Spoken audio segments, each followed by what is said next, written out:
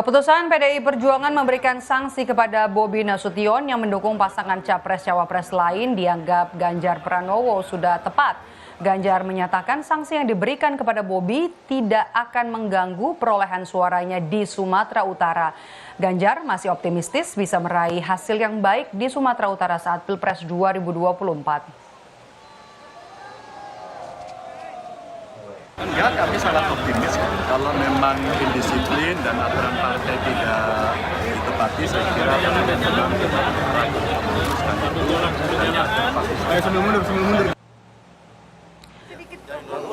Sementara itu, Wali Kota Medan yang juga menantu Presiden Joko Widodo, Bobi Nasution mengucapkan terima kasih kepada PDI Perjuangan setelah dianggap tak lagi memenuhi syarat sebagai anggota partai. Bobi Nasution mengakui telah menerima surat pemberitahuan dari DPC PDIP Kota Medan mengenai statusnya sebagai kader PDIP. Soal isi surat yang menyebutnya tak lagi memenuhi syarat sebagai kader PDIP dan isu pemecatannya, Bobi minta ditanyakan langsung ke Ketua DPC PDIP Kota Medan.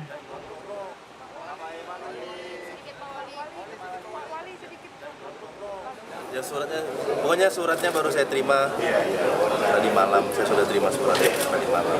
Isi suratnya. Ya, tanggapannya terhadap surat itu seperti apa, Pak? Tanggapannya, ya.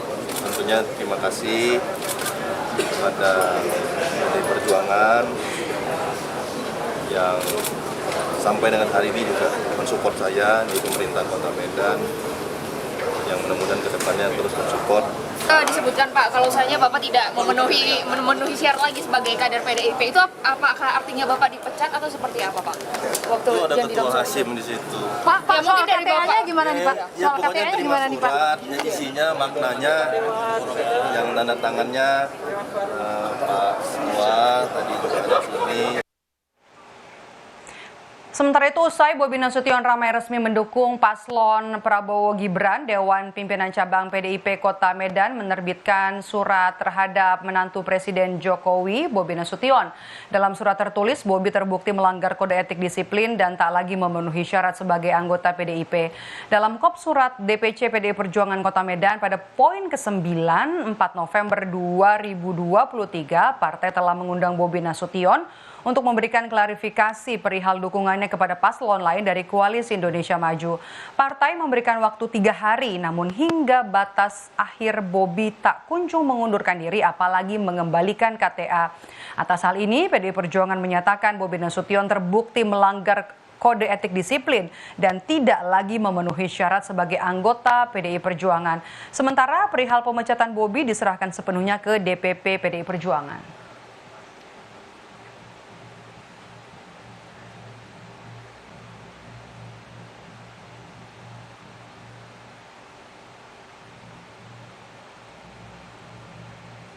Sementara itu, saudara, narasi Pilpres 1 putaran terus disuarakan dua kandidat Capres-Cawapres di pemilu 2024.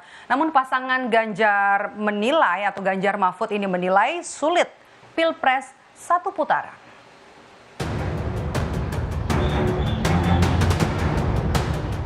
Saya yakin kita bisa menang 1 putaran.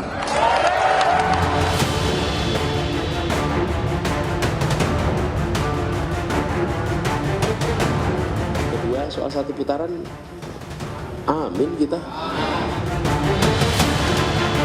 Bertarung di Pilpres 2024, dua kandidat Capres-Cawapres percaya diri menang 1 putaran. Wakil Ketua TKN Prabowo Gibran, Edi Suparno sebut padatnya komposisi Koalisi Indonesia Maju jadi vitamin tambahan penambah keyakinan Prabowo Gibran menang 1 putaran.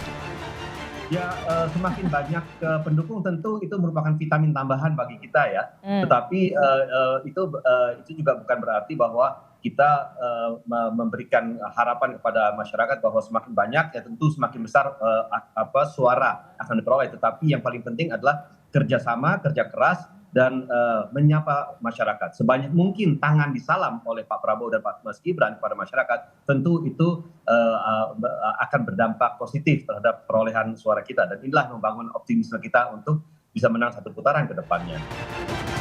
Keyakinan menang 1 putaran juga disuarakan pasangan Amin.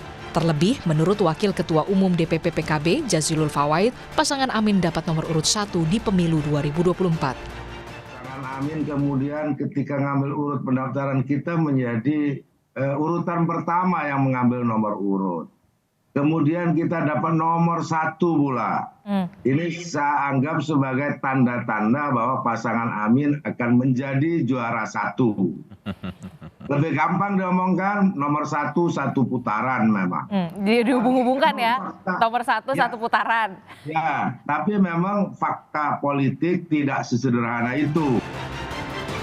Berbeda dengan yang lainnya, juru bicara Tim Pemenangan Nasional TPN Ganjar Mahfud, Yusuf Lakaseng, menyebut secara objektif sulit Pilpres 1 putaran, apalagi ada 3 kandidat yang ikut dalam kontestasi. Kalau kita lihat kontestannya ada 3, Kristi ya, memang secara objektif akan sulit 1 putaran. Karena tidak ada pasangan yang incumbent seperti zaman SBY periode kedua, ya. Saya nggak tahu kalau misalnya pasangan nomor 2 merasa mereka incumbent karena ada anak presiden di situ setelah diselundupkan lewat proses MK yang ditemukan pelanggaran etik beratnya itu, ya nggak tahu ya. Tapi ya terserah saja. Tapi secara objektif tidak mungkin 1 putaran. Yang bisa adalah 2 putaran karena ketiga pasangan ini juga pendukungnya juga banyak ya.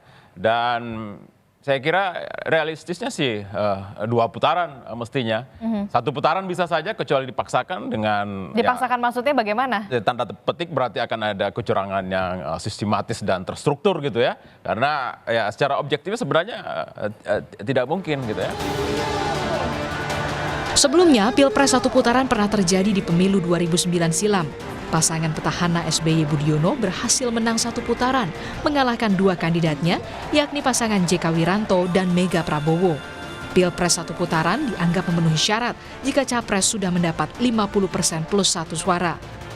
Narasi menang 1 putaran sah-sah saja untuk mengkonsolidasikan mesin politik dan membangun opini publik. Namun tetap, suara pemilihlah yang jadi penentu.